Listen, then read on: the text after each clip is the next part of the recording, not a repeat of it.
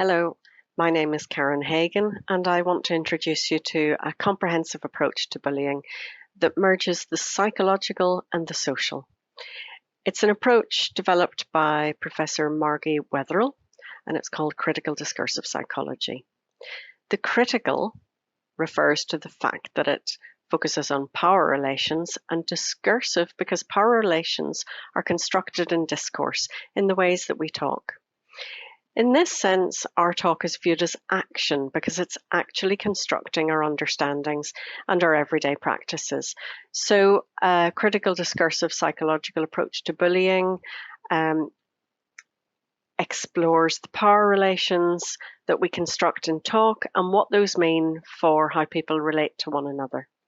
One other important feature of this approach is that it synthesizes a macro level, the big or dominant discourses in society, with the micro level ways that we talk together in smaller interactions.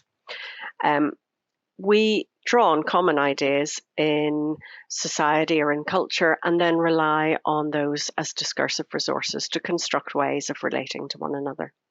So, for example, think of going to the GP. The GP and the patient both know the cultural macro level expectations.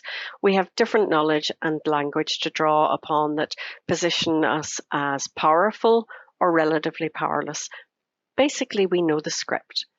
I go in, I say, "Oh, doctor, I have a rash." And the doctor says, "Oh, I'll give you some cream for your polymorphic light eruption." And I leave. So it's question, answer, diagnosis, leave.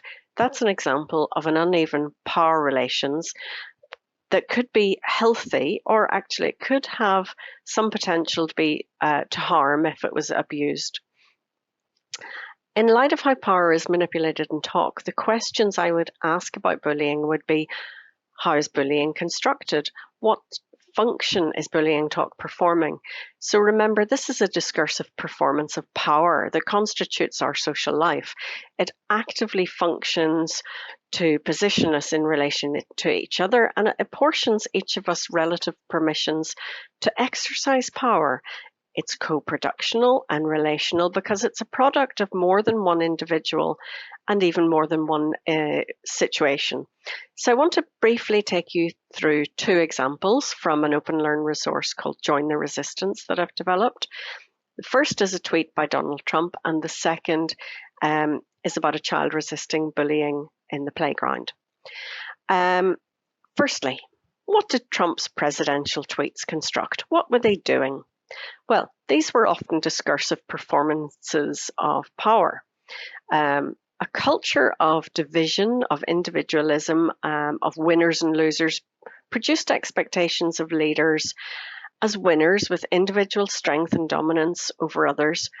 A significant number of Americans, including powerful leaders themselves, drew on these discursive genres of division, fear, threat, and hate. Our talk of others actually acts to sanction, to produce or reinforce practices of prejudice, abuse, and persecution.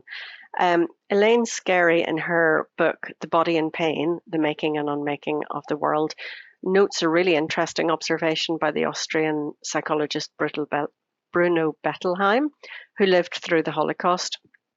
And she said, concentration camp guards, according to Bruno Bettelheim, repeatedly said to their prisoners, "I'd shoot you with a gun, but you're not worth the 3 pfennig for the bullet." A statement that had so little effect on the prisoners that its constant repetition was unintelligible to Bettelheim until it became apparent that it had been made part of the SS training because of its impact on the guards themselves. So I want to leave that hanging with you. And we'll look at one of Trump's tweets that includes typical discursive strategies of bullying. So lightweight Senator Kirsten Gillibrand, a total flunky for Chuck Schumer and someone who would come to my office begging for campaign contributions not so long ago and would do anything for them, is now in the ring fighting against Trump. Very disloyal to Bill and Crooked, used. There is quite a lot going on in the short tweet, but I want to make 2 points. So Trump draws on wider cultural stereotypical discourses, misogynistic ones, of women. Although this is a senator, she is a woman and is positioned in a vulnerable, weak, and tainted position. She's morally questionable and sexually denigrated. Erin Hakim this year published a paper examining how disgust is evoked in bullying discourses and how it mobilizes antagonism, resulting in the object of disgust being socially discarded or isolated. Trump makes connotations to the whore view of women from the Madonna whore dichotomy, which is a very typical stereotype of women. And it's one which also may mobilize feelings of disgust and repulsion. He caps it with his last word, used. Things that are used are spent, soiled, rubbish to be thrown away, and we're often disgusted at rubbish. The second point I would raise is how Trump often talks of loyalty. He positions loyalty to him and also to others as having a very high importance. He even conflates himself with the country, so that to be loyal to him was to be loyal to the country and vice versa. And loyalty is quite essential for habitual bullying, because a loyal friend or a loyal partner will stand with you when you do wrong. They will enable your bullying and abuse. So what does this mean in the playground? A lot of research into bullying in schools suggests these are also places of intense machinations of power.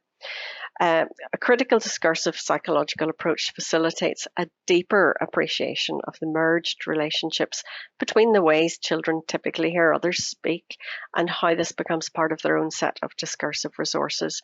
A child exposed mainly to simple stereotypical talk is likely to be restricted in the range of ways they could have to negotiate their social world. They may not have the resources to create nuanced understandings. Research highlights the significance of leadership, school, culture, parents, and community, and even other children, because they all contribute to the discursive resources of the child and the child's norms that become part of the children's culture. This has implications for policies, for teaching, and for parenting practices. So I want to leave you with this one example of the child resisting bullying in the playground. This was a real encounter. Outside a close community primary school, some girls aged around 10 years old complained to parents that a new girl was calling them names, saying they were dirty, note the evocation of disgust, and they felt bullied. One said that she wished she could be more like Mia, and they all agreed. So when the parents asked why they wished they could be like Mia, she said, well, when Emma tries to bully Mia, Mia just says, "What's wrong with you?" and walks away with her friends. This worked well for Mia. However, it did only work because of the wider context and also because of Mia's discursive resources. Few children may be similarly equipped to do this. Mia still risked attack, so how could she resist bullying with such a simple phrase? Well, firstly, she didn't engage with the bullying tactics or claims. Research shows that engaging with false narratives, even to counter them, serves to reinforce the false narratives. And Fazio and Payne in 2015 showed that people begin to believe repeated illusory truths, even when they know they're untrue. Mia also had friends who supported her. They didn't escalate the situation, they didn't become bystanders, and they didn't try to use bullying tactics as a response. She immediately placed responsibility firmly with the person who was using bullying talk. What is wrong with you? Blame, responsibility, and even authority can all become distorted and manipulated in bullying incidents. She drew on discourses of moral order that had already been established in her experience of the macro level talks. So she said, what is wrong with you? She maintained norms that had been established in the community school. Kinder and inclusive talk was normalized in contrast with how the divisive and unkind talk was normalized, and standards and expectations of behavior were lowered to accommodate Trump. She walked away, thus stopping the bullying and staying in control. People who have been abused and bullied often ruminate and feel the impact of bullying on their self-image and sense of autonomy for many, many years afterwards. Mia won't have to do that. The two examples of Trump and little Mia demonstrate the various interconnected elements in complex situations. When trying to address bullying, it's essential that we're able to synthesize the psychological and the social context in a psychosocial approach, such as critical discursive psychology.